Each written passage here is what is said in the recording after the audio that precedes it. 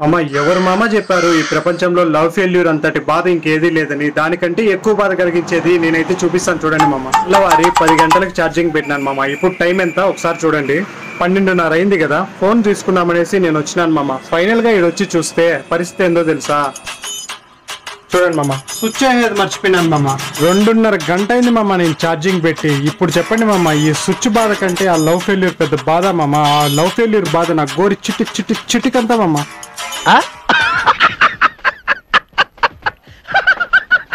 మామ నన్ను ఫ్రెండ్ కట్నం గురించి ఒపీనియన్ అడిగాడు మామ. కట్నం తీసుకోవడం అయితే ఖచ్చితంగా తప్పే. కాకపోతే వాళ్ళు బలవంతంగా ఒకవేళ కార్ ఇచ్చినారనుకో మామ, ఆ కార్ లో ఎవరు మామ తిరిగేది? వాళ్ళ కూతురే కదా మామ.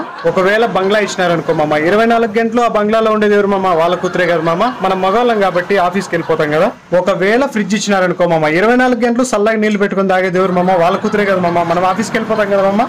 లేదు, టీవీ ఇచ్చినారనుకో మామ, 24 గంటలు ఇంట్లో కూర్చొని సీరియల్ చూసేది ఎవరు మామ? వాళ్ళ కూతురే కదా మామ. మనం చూస్తామా మామ? మనం ఏదో ఒక గంట వచ్చి రాత్రి కొంతసేపు టీవీ చూసి గమ్మున పడుకుంటాం కదా మామ. ఒకవేళ బంగారు ఇచ్చినారనుకో మామ, ఎవరు మామ వేసుకొని తిరిగేది? మనం ఏమన్నా వేసుకుంటామా? ఫైనల్ గా నేను చెప్పొచ్చేది ఏంటంటే, కట్నం తీసుకోవడం అనేది చట్టపరంగా తప్పు ఫ్రెండ్స్. నేనైతే వ్యతిరేకం.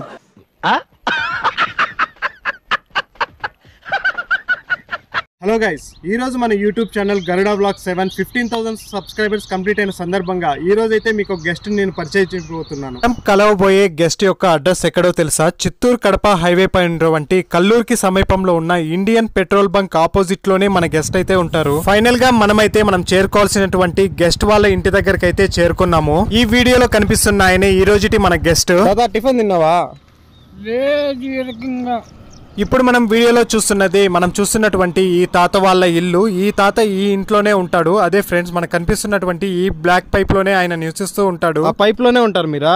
దానికి ఆయన చెప్పిన సమాధానం, ఈ పైప్ లోనే ఉంటాను, కాకపోతే నా దగ్గర ఉన్న చిన్న చిన్న సామాన్లంతా ఎవరో దొంగిలించుకొని వెళ్ళిపోయారు అని ఆయన అయితే చెప్పాడు.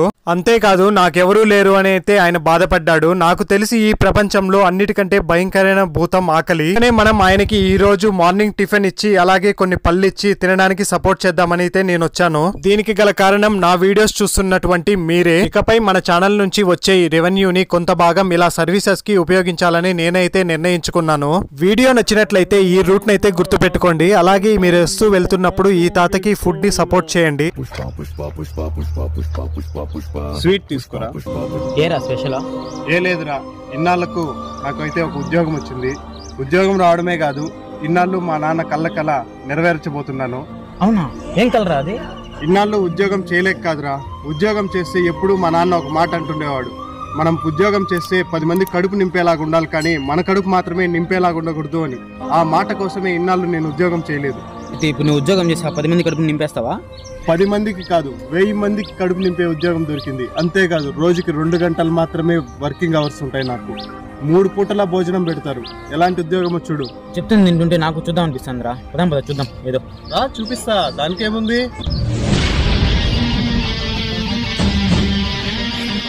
10 మందికి కాదు, 1000 మందికి అన్నం పెట్టే ఉద్యోగం. మనం ఉద్యోగం చేస్తే 10 మంది కడుపు నింపేలాగా ఉండాలి, కానీ మన కడుపు మాత్రమే నిండకూడదు అని నాన్న కల ఇన్నాళ్ళకు నెరవేర్చబోతున్నాను. ఫ్రెండ్స్, నాకైతే ఎప్పటి నుంచో ఒక డౌట్ ఉంది. నేను కాలేజ్కి వెళ్ళేటప్పటి నుంచి మా ఇంట్లో నన్ను వీడికి చదువు సంధ్య రాదు అని అంటా ఉండేవారు. కాకపోతే కొన్ని రోజులకి నాకు చదువు రాదన్న సంగతి నాకైతే అర్థమైంది. కాకపోతే నాకు ఇప్పుడు అర్థమవుతోంది, వాళ్ళు ఎట్లాగో వీడికి చదువు రాదు కదా అని వాళ్ళ కాలేజ్లో ఉండే సంధ్యానైనా తొడుక్కో వస్తారేమో అని వాళ్ళు హింట్ ఇచ్చారు. అప్పుడు నాకు అర్థం కాలేదు ఫ్రెండ్స్. అయితే ఇన్నాళ్ళు ఈ విషయం తెలియక మా అమ్మని తిట్టుకున్నాను. అలాగే మన సబ్స్క్రైబర్స్ అందరికీ నేను థ్యాంక్ యూ చెప్తున్నాను. మీ వల్లే మన ఛానల్ ఇంత గ్రో అయిందని నేనైతే ఫీల్ అవుతున్నాను. మీ సపోర్ట్ వల్లే మన ఛానల్స్ అయితే ఇంత హ్యాపీగా ముందుకెళ్తున్నాయి. మరొక మంచి వీడియోతో మళ్ళీ మీ ముందుకు వస్తాను. Thank you friends.